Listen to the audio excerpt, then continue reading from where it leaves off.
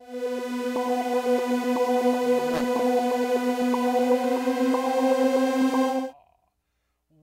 everybody, to Smarkdown Radio. I am Brother Bob. With me tonight is Jordan, because Travis has been not feeling so well. He's been fighting some kind of bug, so he is not able to join us on this Halloween. But we had a very special Halloween edition of Smarkdown Radio. We needed to get out and on air. And there's a lot to talk about this week. A lot of WWE stuff, a lot of other shows going on. And we wanted to make sure everybody had an opportunity to tune in. So we figured we'd do a live show here.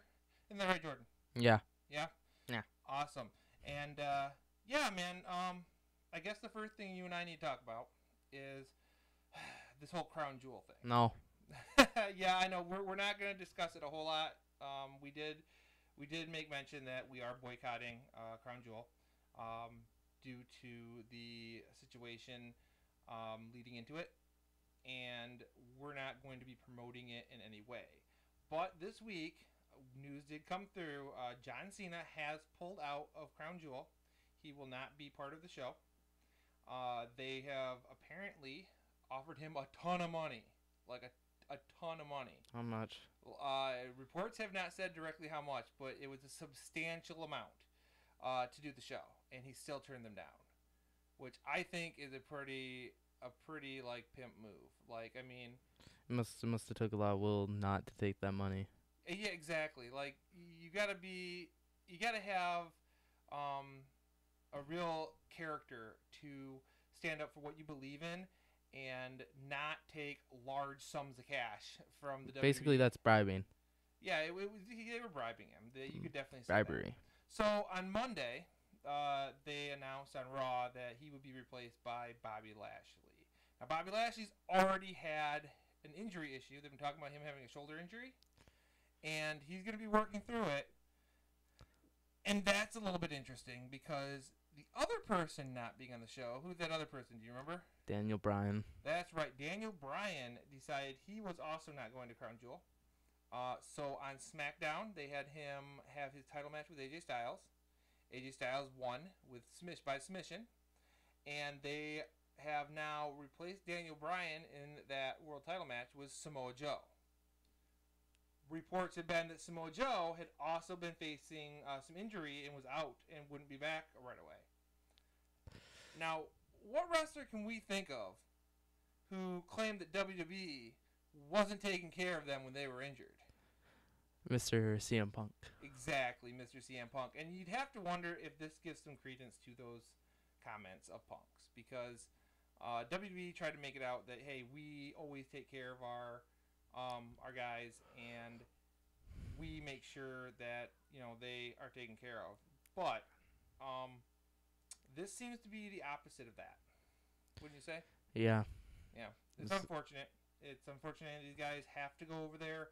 A lot of these online sites have been talking about how this is, breach of their contracts. You know, they should fire Cena and Daniel Bryan. And all of us who really know wrestling, and those of us who pay attention for years and years, know that the guys are on independent contractor contracts. They are allowed to miss shows. Technically, they should be allowed to work wherever they want to, but that's not the case. So there's only so much WWE could do, especially with guys as big of names as John Cena and Daniel Bryan. And that's why, they got out of it. And I think it was a cool thing to do. What do you think? I agree with what they did, but I don't like how... microphone. I agree that they did was right, but I also think that if more of the wrestlers did that, we wouldn't have to deal with this Crown Jewel wrestling show in the first place. I agree. I think if Undertaker, Shawn Michaels, Triple H, and Kane, and AJ Styles all said, we're not going, I think they would have canceled. But this is where we're at, and we will cover as much as we will give you the results post-show. When we cover next week's show, we will give you the results of what happened. But beyond that, we are not going to cover anything else on this whole Crown Jewel thing. You know what we will cover instead? What?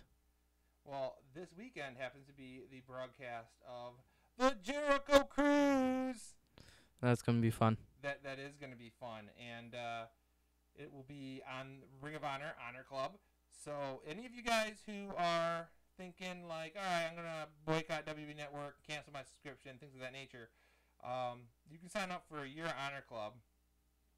It breaks down to like $10 a month, and that will get you not only the Jericho Cruise this weekend, but also get you this weekend's Survival of the Fittest, which is a 12-man tournament, 6 matches, where the guys go up against each other, and the winner of those 6 matches face off in the final match to decide who gets a shot at the Ring of Honor World Championship. And that's going to be pretty good, too. They got some guys who are not usually part of Ring of Honor in that match. So that'll be fun. There'll be some guys you haven't even really seen, like PJ Black, who you're like, I don't know who that is. I don't. No. He's a former WWE guy, actually. But, yeah, they got this tournament going on, and that'll be on, I believe, Sunday. So you have the Jericho Cruise, and you have this Ring of Honor show this weekend. And I think that will pretty much tide us over with our wrestling. We won't have to worry about having missed that WWE show. The WWE doesn't really keep my attention, so talking about WWE makes me bored. Yeah, I know. You are a New Japan Ring of Honor mark. Yeah. Yeah, I get it. I too enjoy those more. But, yeah, so that is going to be what we talk about as far as Crown Jewel goals. That is the complete Crown Jewel coverage that we will be doing. So, on to some other cool things. Evolution happened this last weekend. All-women pay-per-view. Mm-hmm. It was really good. I think Becky and Charlotte had the best match on the show. I know you haven't got to see it yet. Yeah. But I think they definitely tore the house down. It was a really good match. And this is cool because you haven't heard of this news yet. I haven't even told you this. So, Survivor Series. They announced one of the Survivor Series matchups, and it will be Raw Women's Champion Ronda Rousey, former UFC fighter, versus SmackDown Women's Champion Becky Lynch. Okay. Yeah, it's going to be a cool match. Both of them use armbar type submission moves.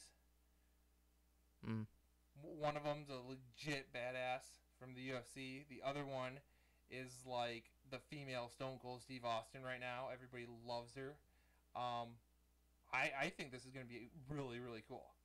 What do you think? Okay. Yeah.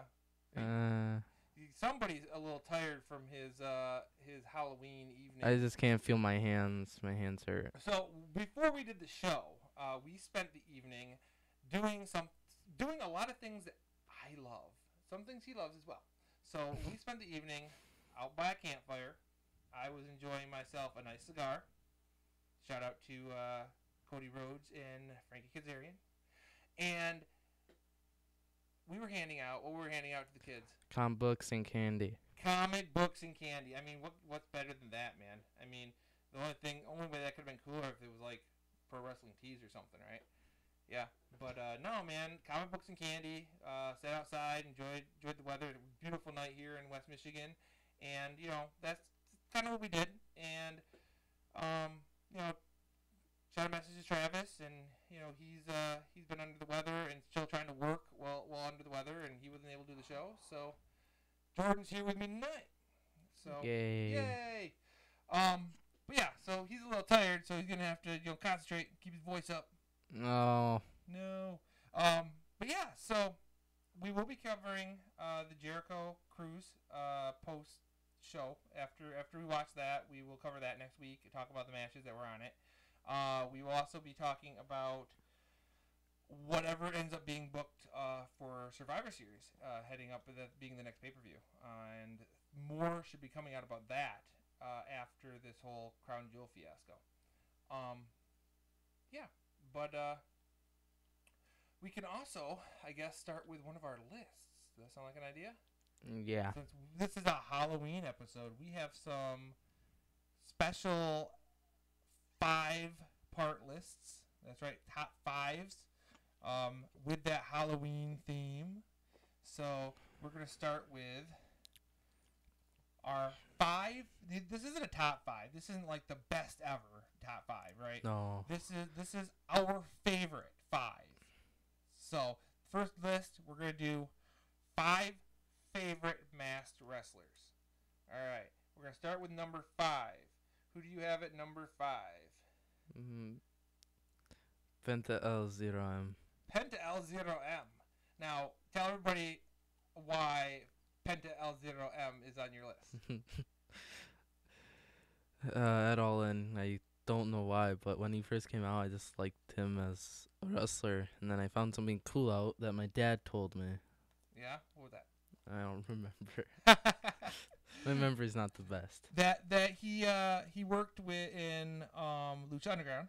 Mm-hmm. He worked matches for TNA, and then he was on that All In card. Yeah. And he wrestled in Mexico as well. So he's a luchador, and that's cool. He's also larger than quite a few of the other luchadors. Yes. And what did you think about his match at All In? It was funny, especially when after the match when Jericho came out of nowhere. When Jericho dressed up as him and nailed Kenny Omega. Yeah. Yeah. Yeah. Man, that Kenny Omega El Penta Zero M match was really good and was one of the highlights of the night. Like there were three matches that I just fell in love with, and that was one of them. Yeah, that was also. I only had a little bit of experience with him going to that as well. I had seen him on on Lucha Underground going in, so it was nice to see him in person and see him fight someone as talented as Kenny Omega. So that was cool. My number 5 is a classic. One of the originals, Mil Máscaras. He is a Mexican luchador, and this guy lived his gimmick. Like, this is back when you lived your gimmick. He became so popular in Mexico, he was offered movie roles. And, early movie roles... Is it the dude I think it is that never took off his mask? Yes! Except for in his house? Let me finish talking to the people. Don't be interrupting and spoiling my stories. So, Mil Máscaras was offered these movie roles, and, a lot of them early on were roles as a wrestler. So, he wore his mask, and that wasn't a problem. Later on, though, he was offered roles, as police lieutenant. And there he is sitting behind the desk as, a police lieutenant, with his mask on in these movies. He was a huge star. There were rumors that the Mexican government allowed him to wear his mask for his passport photo. And while that is only partially correct, because what they did is he had a special passport. He had 2. And the regular passport with his photo with his mask on it, he'd show people if he was just had to show people his passport for identification or something. But when he was entering and leaving the country, the government set up a single person who had to be there every time he came and left country at the same border patrol crossing. And when he came and left, that one guy would have to be there, and they'd go in a back room, and he'd pull his mask off long enough to show his face, and then pull it back down. And there was one guy who had seen his face. And he had masks for different seasons. If it was a cooler part of the year, he'd have a warmer mask, and if it was summertime, he'd have a airier mask so he could breathe, so he wouldn't sweat too much. There is the story. He showed his face one time on television, and this was only weeks before he passed away. And the interviewer was like, "Hey, this is out there on YouTube. You guys can go check this out." But the interviewer said, "Hey, can you show us your mask? You're never going to show us your mask off. We're never going to see your face." And he kind of smiled and pulled it up for a real quick second and pulled it back down. And then, week or two later, he passed away. And interestingly there, he was buried in his mask. So Mil Máscaras not only lived the gimmick, not only protected his identity in life, but will wear that mask in the afterlife. And that is cool. That is really cool. Yeah. Right? That's dedication right there. Yeah. And that's why he's on the list, man. There are stories about, people not liking to work with him. He's definitely not, somebody I watched a ton of his matches and stuff. But just the fact that he lived his gimmick and really built that lucha culture is awesome. And, mad respect for that. All right. So who is your number 4? Jushin Thunder Liger. Jushin Thunder Liger. Well, I guess I may as well say it now. Jushin Thunder Liger is my number 4 as well. What do you like about Jushin Thunder Liger? His moves. His moves? Yeah. Yeah, he's got those high flying moves. Not as much now. Not as much now, but when he was younger, yeah. Yeah, and who did you like who did you wrestle when he was Rey younger? Mysterio. Rey Mysterio. Yeah, his stuff in WCW with Rey Mysterio, and I believe he wrestled Chris Jericho a couple times. A lot of his stuff in WCW was great, and I grew up on that. Like that was my era of professional wrestling when I really came in and started enjoying it. And so Jushin Liger, man, I loved him when he was in WCW. And now, watching him now, man, he can still go. Like, you're watching Undertaker, kind of, slowly getting around the ring.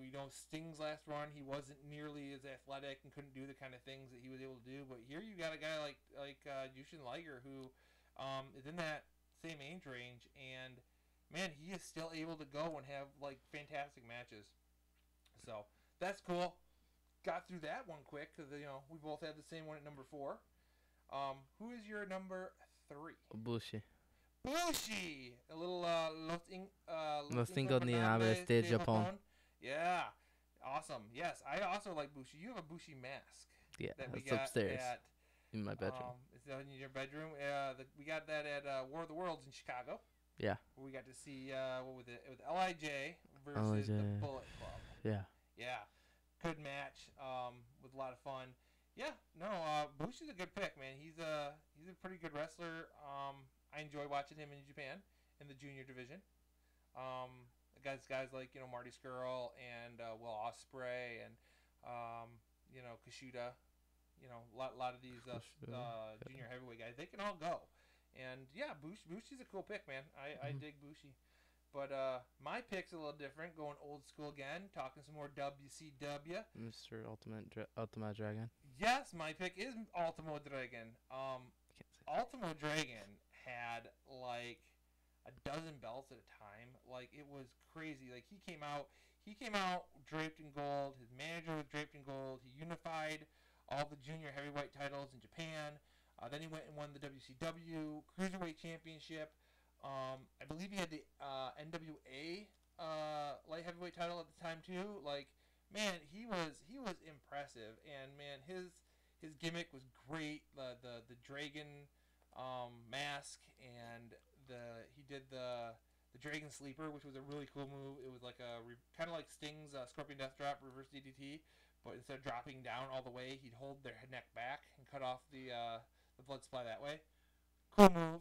And he also wrestled Rey Mysterio. He did, but he also, even though he was from Japan, he really made a name for himself in Mexico. He went on an excursion to Mexico and really became a big deal in Mexico before going back to Japan. And you see that a lot with young boys today making their names in Mexico. The entire LIJ faction being an example. He is my number 3. On to number 2. Who is your number 2? Kane, the big red monster. Yes, Kane, the big red machine. The devil's favorite demon. The mayor of Knox County. I've been watching some of his old wrestling matches. Yeah. And his like random appearances. Yeah. Where he would come out of the floor of the wrestling ring. Yeah. And what did he do to Shane McMahon? Oh no! What did he do to Shane McMahon? Hung him up and then. Talk. Is it this one I'm thinking of with the car battery? Yes. Yes. His balls and electrocuting his balls. He gave Shane a testicular jump. Yeah, a jump charge. Yes, Kane, man. He's been around forever too. And the cool thing about Kane, and this is, you probably don't know how about this. We need to go watch like some new generation stuff. Kane has been around forever. He had a gimmick where he was Isaac Yankum, DDS. He was a dentist with bad teeth. He was Jerry King Lawler's evil dentist. And then he played fake Diesel. He played in in WWE when Nash and think Hall went to WCW. So yeah, man, he had some pretty terrible gimmicks, and then of course he got this opportunity to be Undertaker's badly burned brother, and he showed up at what pay-per-view? Do you remember? No. Hell in a Cell in your house. It was Shawn Michaels versus Undertaker, and Kane showed up and tore the door off the Hell in a Cell, and went and hit Undertaker with a tombstone pile driver. Yeah, that was one of the. I mean, you gotta think that has to be one of the best debuts ever. Like, it definitely left an impact, and a lot of people remember that. So, plus with the first Hell in a Cell match, and make your debut as part of the first Hell in a Cell match is pretty amazing as well. Huh. Talk loud. Uh-huh. All right. Okay. My number 2 is time. It's time. It's Vader time.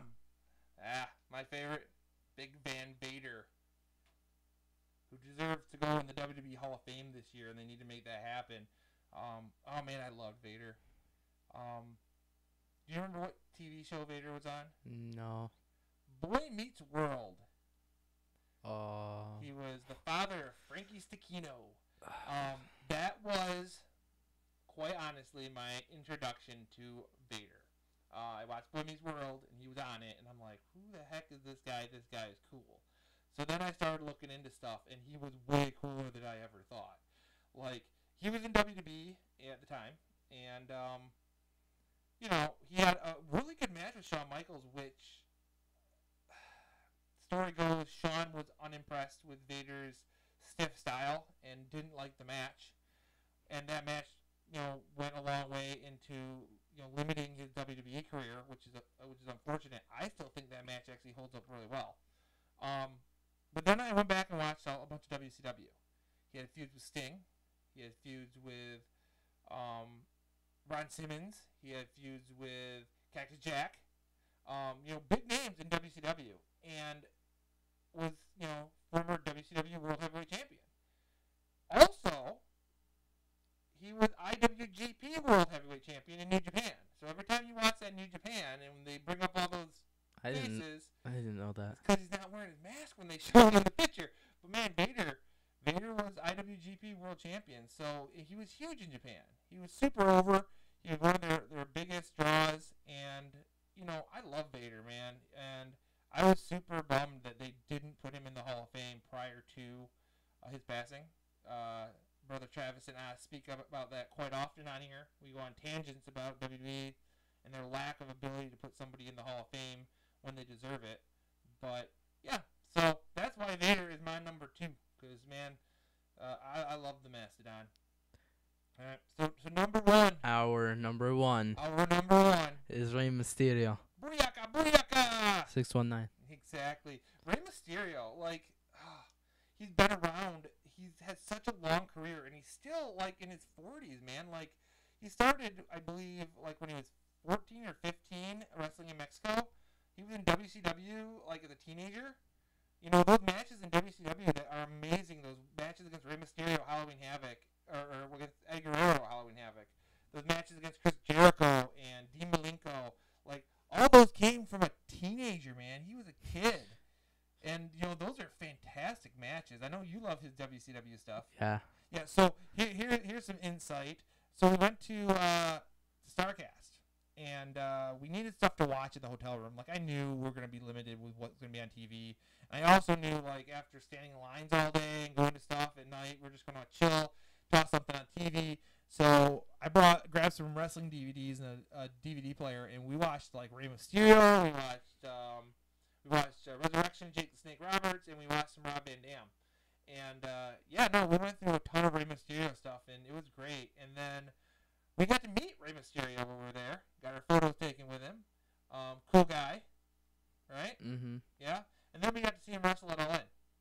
Yeah, he was dressed up as Wolverine. He was dressed up as Wolverine. And even though that match ended a little early because everything else went so long and they had to cut the time, I enjoyed it. It was nice to see Rey Mysterio in the ring again. I don't believe I had seen him wrestle live since WCW. The WWE stuff I had been to, he wasn't consistent on those shows. So it was really, really nice to see him live again. And it was your first time seeing him live, correct?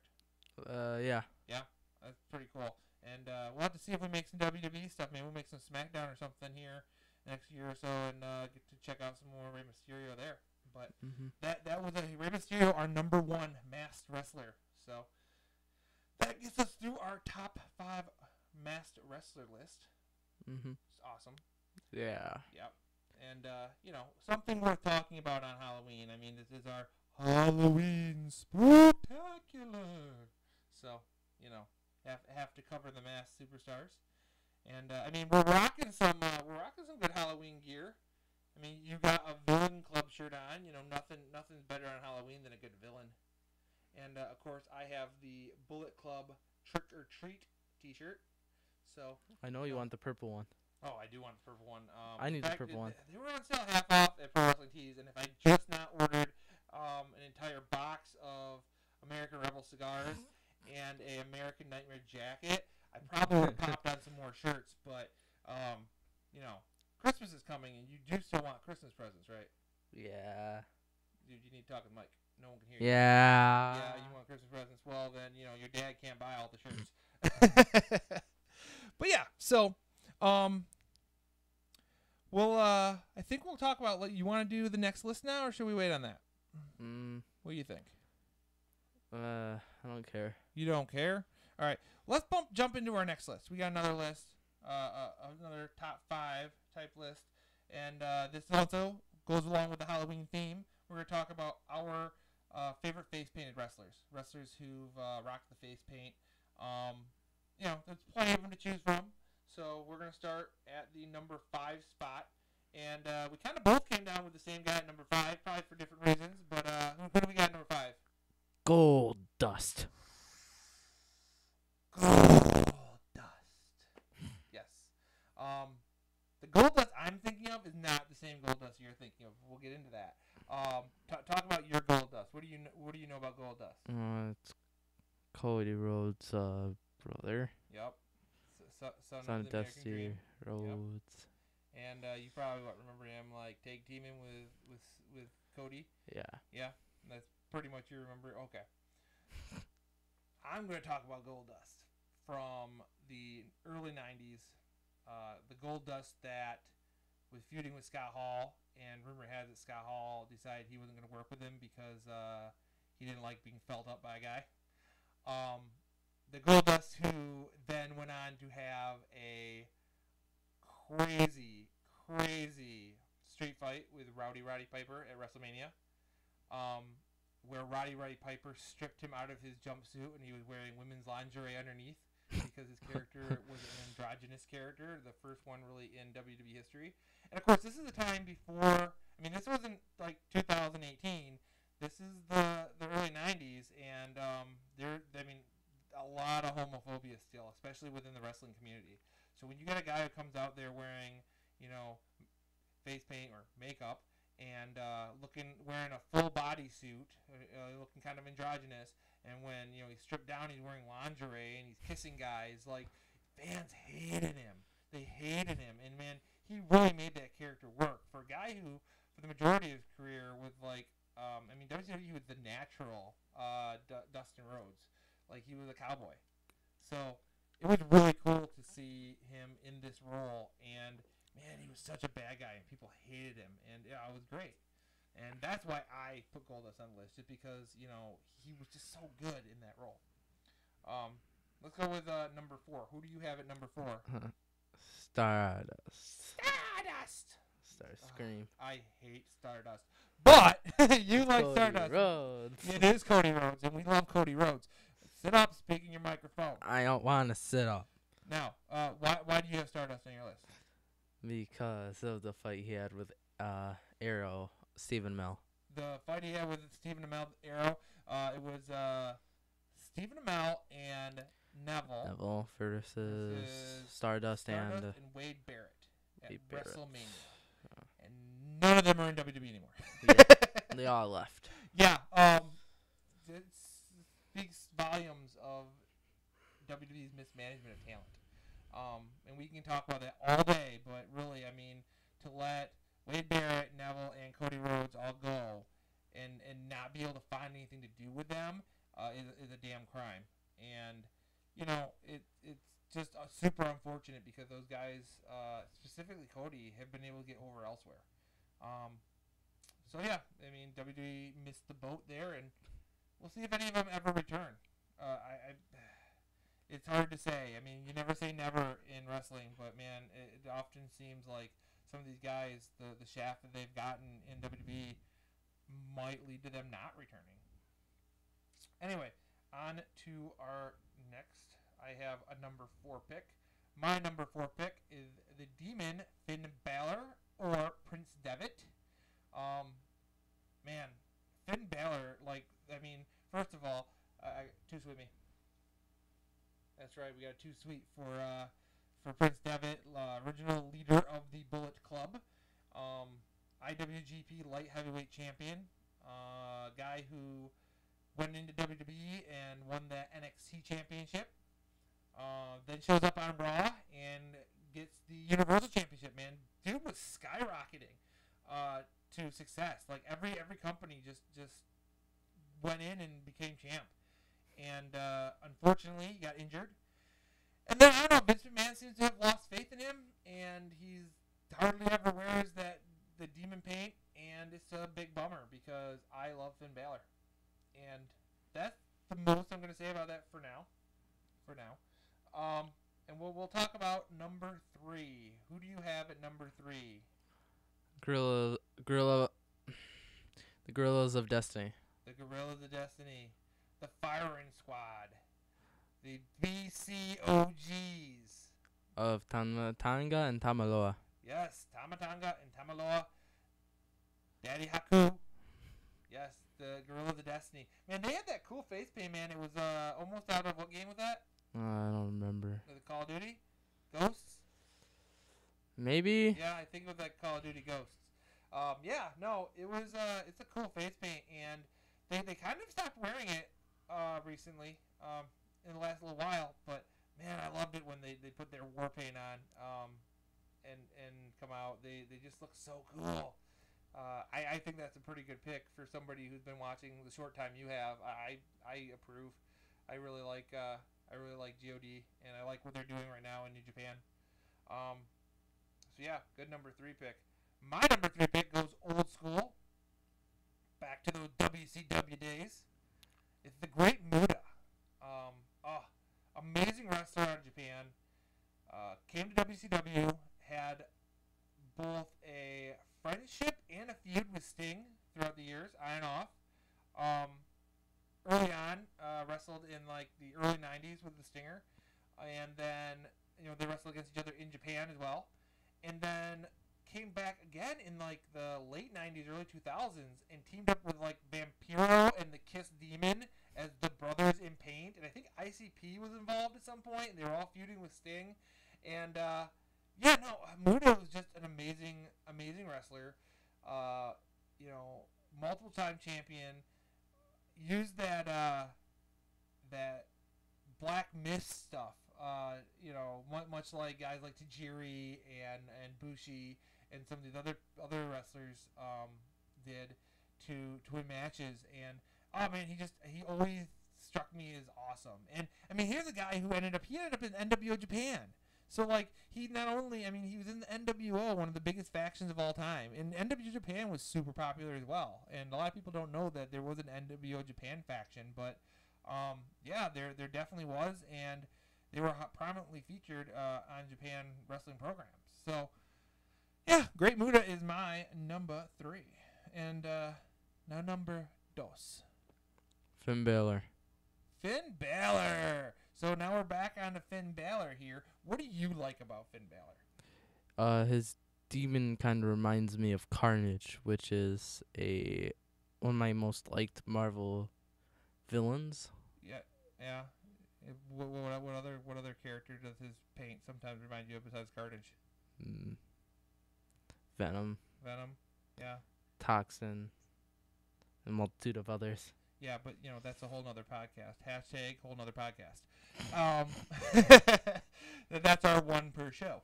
And Anyway, yeah, no, he did actually have in New Japan as Prince Devitt have I believe a Carnage and a Venom. He did Joker at one point as well. Yeah. Finn being a comic book reader, definitely took from that. What else does he like that you enjoy? You remember? No. Finn Balor is a huge fan of Legos. Yeah. Huge fan of Legos. And of course, Jordan here has a large collection of Marvel Legos, dioramaed in his room, which look pretty awesome. And big Lego fans. And Finn Balor, Lego fan as well. So I will go on now with my number 2. While Jordan had the Guerrillas of Destiny, great tag team. I also have a great tag team. Oh, rush! That's right, the Road Warriors, Animal and Hawk. They were LOD in WWE or LOD 2000 with Sonny. They just won belts, the tag belts everywhere they went. They're one of the greatest tag teams of all time. You look at your top 5 tag teams, and you got you'll throw in like the Dudleys and the Steiners and like the Midnight Express, and maybe the Rock and Roll Express, and then LOD, like that's like your 5. Like you can maybe mix some people out, but LOD's on that list, and depending on who you talk to, they're anywhere from number 1 to number 5, but they are one of the greatest teams. The later incarnations, not so good. I did not like Puke, a.k.a. Darren Drozdoff, and Puke from the documentary we watched for Vince McMahon. Yeah, I know. Yeah, what did Vince tell him to do? He's gonna puke! He's gonna puke! Yes, Darren Drozdoff, they added him into LOD at one point when Road Warrior Hawk was having substance abuse issues, and then they put that on TV, and like the reason that he wasn't around is because he was having substance abuse issues and he was trying to commit suicide with the story. And talk about tasteless, WWE, that's super tasteless. That version I didn't like. I didn't like Heidenreich when Heidenreich was part of the team, but the original LOD, the original Road Warriors, through their run at WCW and WWE, I love that team. I love the big shoulder pads. I love the fact that they're from Chicago, Illinois. I love the fact that Road Warrior Animal was at All In and started the show. I love the fact that you almost walked into Road Warrior Animal, and I was dude, that's a funny story. Your butt. Yeah, because you weren't paying attention. What were you even looking at? Do you even know? Can you even tell me what you were looking at? I don't know. Yeah, but you almost ran freaking directly into the brick wall that was Road Warrior Animal at Starrcast. Yeah. Which I'm like, dude, don't walk into Chicago history, and people started laughing. It was pretty cool. Road Warriors, amazing team.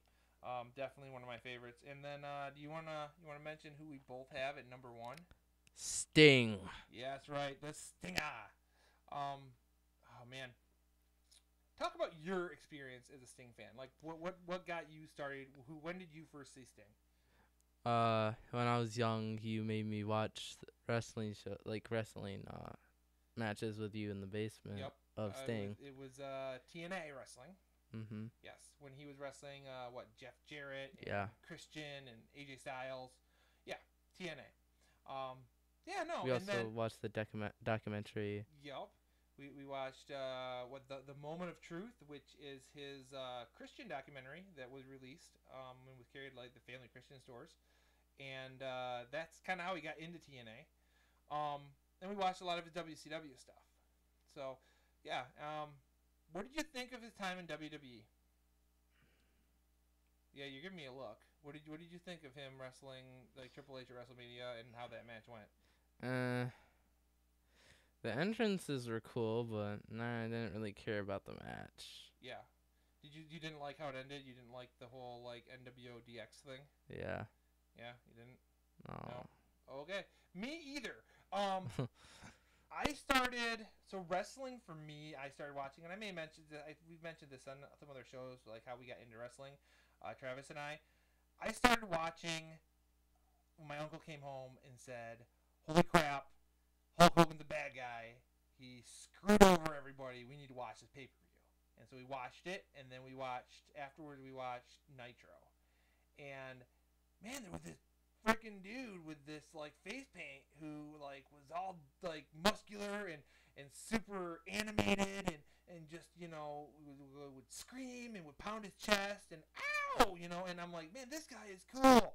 So I started, you know, watching WCW on a regular basis, and, like, this whole NWO thing was going on, and, you know, that was crazy. And while a lot of people were like, oh, NWO for life, and really jumped on that bandwagon, I was like, I want to know more about the Sting guy.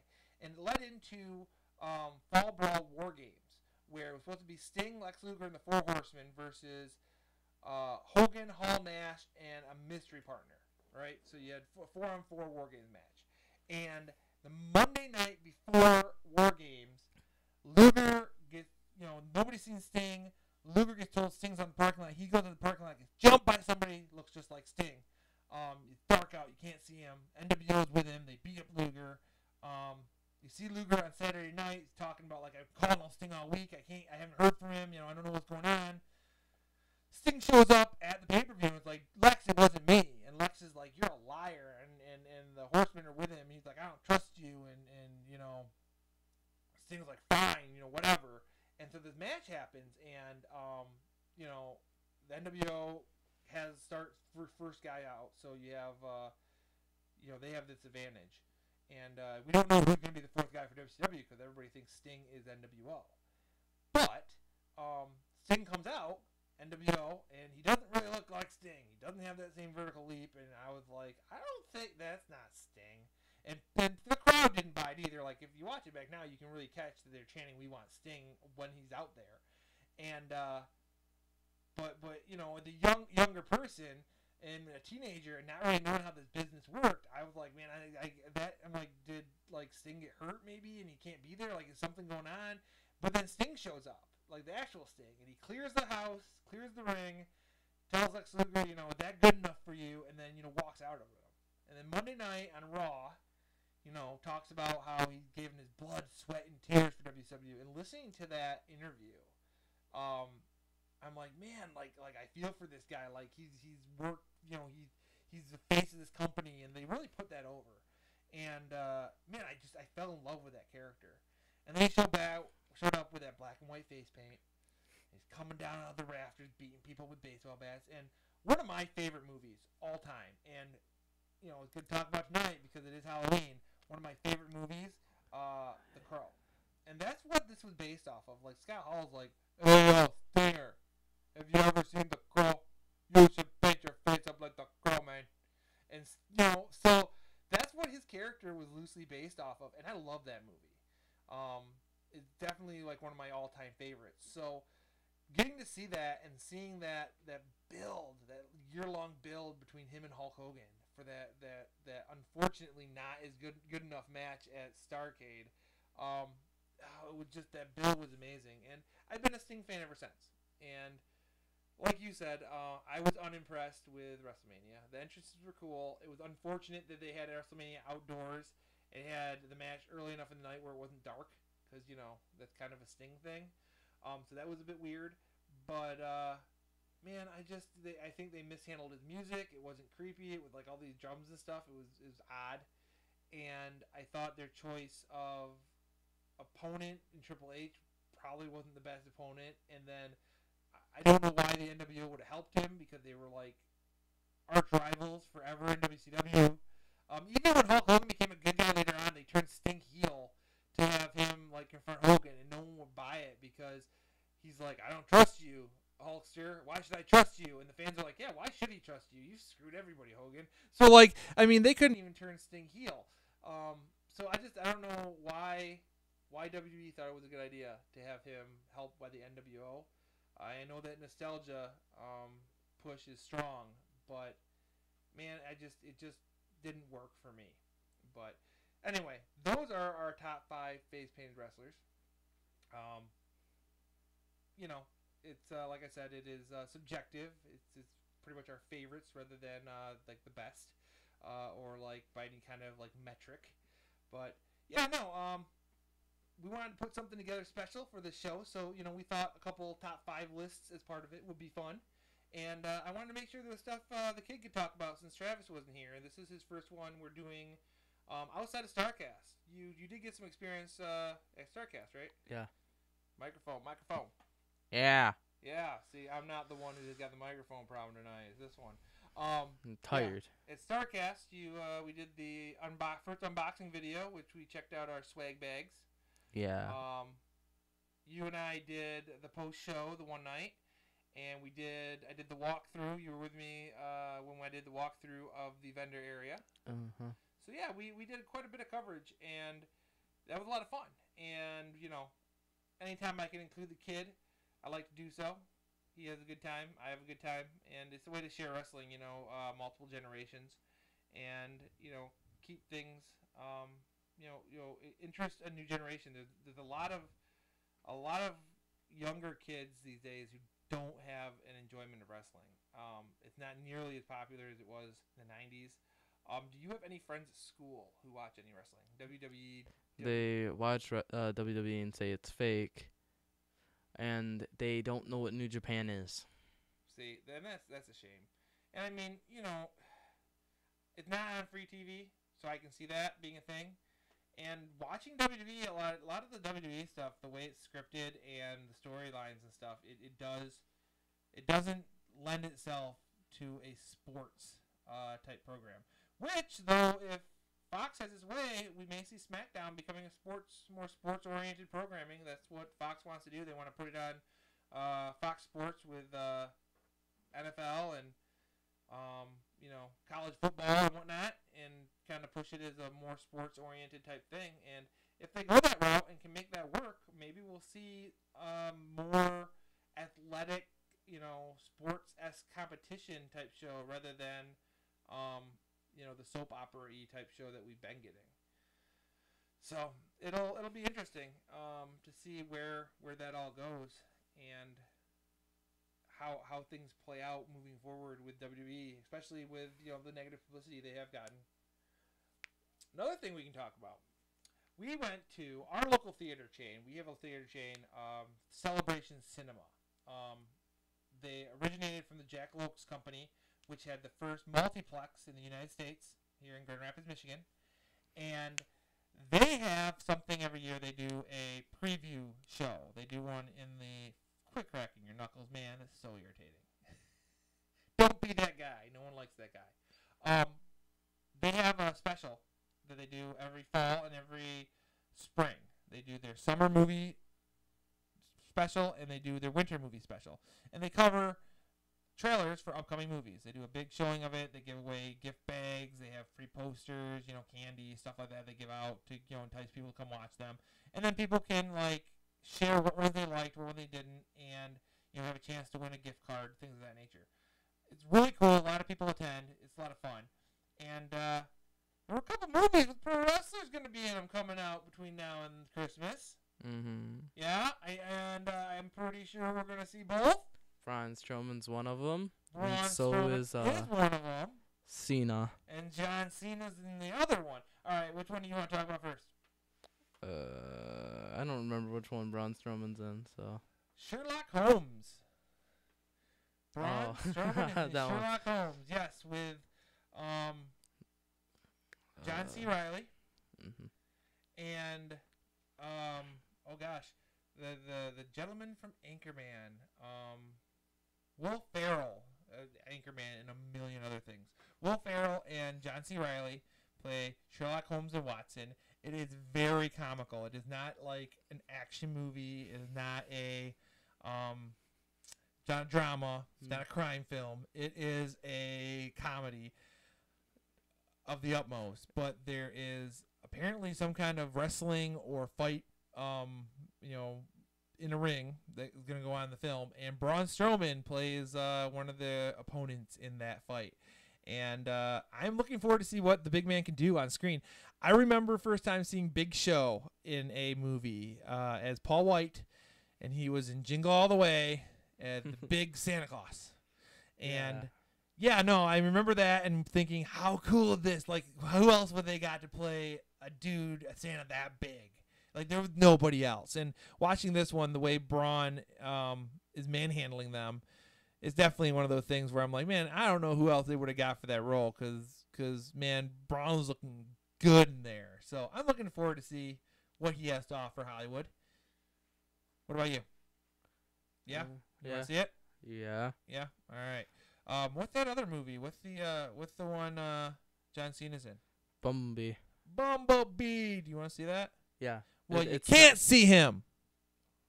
It's not directed by Michael Bay anymore. So, and they're going very back true. to the G1 type characters. Yes. Original Ravage, which makes me happy, and Soundwave. Original Ravage and Soundwave. Yeah. That sounds good to me, man. I love original Soundwave and Ravage. I grew up with the original Transformers as a kid. And Starscream.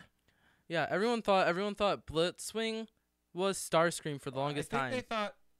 Yeah, they thought. Yeah, they the thought triple Blitzwing changer. was Starscream. And I was like, Yes. that's not Starscream. Well, those triple changers are cool. Yeah, man, growing up on Transformers as well, like, this is, like, super cool. Like, I can actually tell who these characters are. It's not just a big mass of, like, parts flying around during the action scene. It doesn't look like. John Cena isn't that titular character of, like, that Sam Witwicky character. He's not the Mark Wahlberg character. He's not the main character in this. There's a girl who's the one who has Bumblebee. And I like that. John Cena plays like a military officer, it looks like, who gets involved. And I'm cool with that. Like, I didn't want Cena to just be the next in line of, like, guys with cars. I'm like, give me something different. And it looks like that's what they're doing. And John Cena's more recent stuff that I've seen, like, I really liked him in Blockers. I thought he was amazing in that, and thought it was super funny. So I want to see more of this. And, you know, I think it was, once again, a good decision on his part not to go to Crown Jewel, because if he's going to be doing high-profile movies like Transformers, you've got to think that him taking part in something like that would hurt the box office for that movie. So, you know, this should help, and I'm looking forward to seeing it. I think we're going to this holiday season. Yeah. Yeah. And we'll probably talk about it on here as it comes up, but no, I think that'll be a pretty good movie. So I'm thinking they're going to be doing with the movie, if they make another sequel after this one. You know Devastator? Yes, I know. Classic Devastator is going to probably appear in that movie eventually. Like where his balls were hanging out and that movie is not okay. That was not Devastator. Okay. All of a sudden, we're turning into the Transformers podcast. Yep. And that's a whole nother podcast. Yep. So let's get back on track. Let's get back on track. We just wanted to wish everybody a happy Halloween, and we will be back with you hopefully next week with a regular format show. Hopefully covering, you know, things that are going on in WWE, the lead up to Survivor Series, Fight for the Fittest results from the Jericho Cruise. I'm looking forward to see if, the guys were wearing some crazy costumes, and I'm interested to see if that makes this, or if this is footage from the non-Halloween portion of the show. But either way, they did like 3 days worth of wrestling matches, so they've got to have a lot of good quality matches, you know, taped for us to watch, and that's going to be a lot of fun. I do believe that if you're watching us live tonight, after the show's over, I'm going to be doing a Twitch stream of WCW Halloween Havoc Dream matches. We're going to have some of your spooky wrestlers, your face paint wrestlers, your masked wrestlers, you know, some kind of dream matches between these guys at a Halloween Havoc, arena. So I'm going to play through some WWE wrestling on the Twitch channel. And then if time allows, depending on how long that takes, I may do some streaming of Friday the 13th.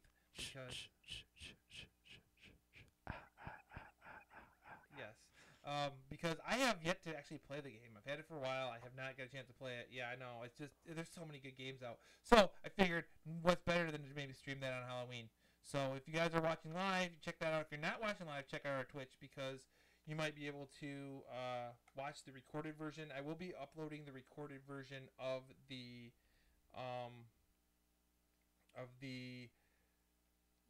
wrestling game, the Halloween Havoc special. I will be uploading that here on YouTube, probably shortly after it's done. So if you don't get a chance to watch it live, you can do that. You can find us online, Smarkdown Radio on Facebook, Smarkdown Radio on Twitter, Smarkdown Radio on the YouTube. We're on Twitch. Twitch, we do stream Mondays and Thursdays at noon. Monday for our Universe mode for WWE 2K19. Mondays are WCW Nitro, and Thursdays are WCW Thunder, and then Fridays we upload to those to YouTube in a weekly format. And you can also find Jordan here on Twitter at GR Cosplay Kid, because, you know, he's a comic book nerd. He was the Punisher for Halloween this year. So you can check him out and say hi if you would like to. I am CP Buff on Twitter, and you can give me a holler. You can tweet at Smarkdown Radio and tell Travis to feel better and get back soon so we can get back onto a normal show schedule and, bother him. And we hope to see you guys sometime here next week. Hope you have a good weekend. Hope you enjoy some Ring of Honor and some Jericho Cruise. Hope you hashtag boycott Crown Jewel. And we'll see you later. Take care, everybody. Goodbye.